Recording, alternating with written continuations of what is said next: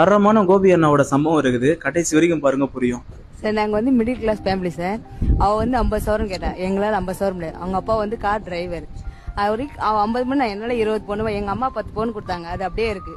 என்னால 10 பவுன் 20 பவுன், எங்க அம்மா கொடுத்தது 10 பவுன் 30 பவுன் தான் என்னால முடியும் சார். அது எப்படி சார் இல்லன்னு சொல்ல முடியும்? அதானே ஃபேக்ட், அதானே சொல்றாங்க.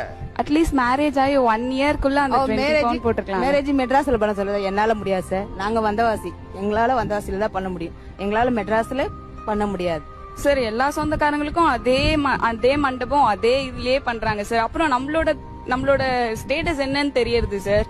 என்ன புரியலமா? இப்போ உங்க சொந்தக்காரங்களா அந்த மண்டபத்துல என்னடா கல்யாணம் பண்ணிருக்காங்க? ஆமா சார். நீங்க அவங்க சொந்தக்காரங்க தானே? நீங்களும் அவங்க சொந்தக்காரங்க தான் சார். பட் ஆனா நம்ம வந்து ஒரு ஸ்டேட்டஸ்ல தெரியணும்ல சார். இவங்க பொண்ணுக்கு இந்த மண்டபத்துல செஞ்சாங்க, எங்க சொந்தக்காரங்க லெவல்ல நாங்க கொஞ்சம் ஐயா தெரியணும். ஊர்ல தான் பண்ணும், என்னால இங்க பண்ண முடியாது மெட்ராஸ்ல. அண்ணன் பண்ணுவான் என்ன சார். எப்படி பண்ணுவான்?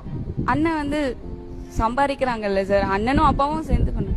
அண்ணன் சொல்லுவான் சார், நீ எது சொல்றியோ நான் ஓகேன்னு. ஆனா நான் ஒத்துக்க மாட்டேன் சார். அவங்க அப்பாவோட ஒத்துக்குவார், நான் ஒத்துக்க மாட்டேன். ஏன் ஒத்துக்க மாட்டேங்கிறீங்க? பின்னாடி சமாளிக்கலாம் சார். நாளைக்கு அவ ஒய்ஃப் ஒன்னு ஓடி வரல, அப்போ உன் தங்கச்சி மட்டும் பண்ணிட்டு என்ன என் லைஃப் என்ன ஆகுதுன்னு அவ கேப்பா இல்ல? ஏன் சார் செய்யணும்? நான் வந்து அவங்க வயிற்றுல பிறந்த பொண்ணு, அவங்க வீட்டுல இருந்து போற பொண்ணு வந்து அவ எடுத்துட்டு வர போறா. நம்ம ஏன் செய்யணும்? உங்க வயிற்றுல பிறந்த பொண்ணு எனக்கு செய்யுங்க சார். 2 பேருக்கும் செய்யணும் சார். பொண்ணுக்கு ஜாஸ்தி பண்ணியாச்சு, மருமலுக்கு அட்லீஸ்ட் 10 போனாவது அவகிட்ட நம்ம கொடுக்கணும் இல்ல? ஏன் சார் தரணும்? பையனை படிக்க வச்சாச்சு, பையனை படிக்க வச்சாச்சு, BE வரைக்கும் படிக்க வச்சிருக்காங்க. பையன் சம்பாரிச்சு போட போறான். எனக்கு வரவனும் அப்படின்னு நான் நினைக்க கூடாது இல்ல சார். எங்க வீட்டுல போட்டு அமிச்சாதான் நான் அவங்க வீட்டுல மரியாதையா இருக்க முடியும். அதே மாதிரி தானே சார் வர்ற மருமகளும் எடுத்துட்டு வருவா. நான் எங்க மாமியார் வீட்டுல நல்லா இருக்கணும்னு சொல்லிட்டு, அப்ப நான் எடுத்துட்டு போகணும்ல.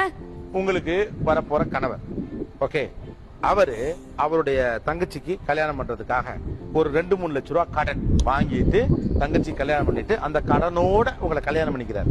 ஓகே, உங்களுக்கு கடனை அழிச்சிட்டு கடனை முடிச்சிட்டு வந்தா ஓகே. அந்த கடனை முடிக்க 5 வருஷமாவது ஆகும். அதனால அவருக்கு 30 வயசுல கல்யாணம் பண்ண வேண்டியவர் 35 வயசுல கல்யாணம் பண்ணுவாரு. பாவம் இல்லையா?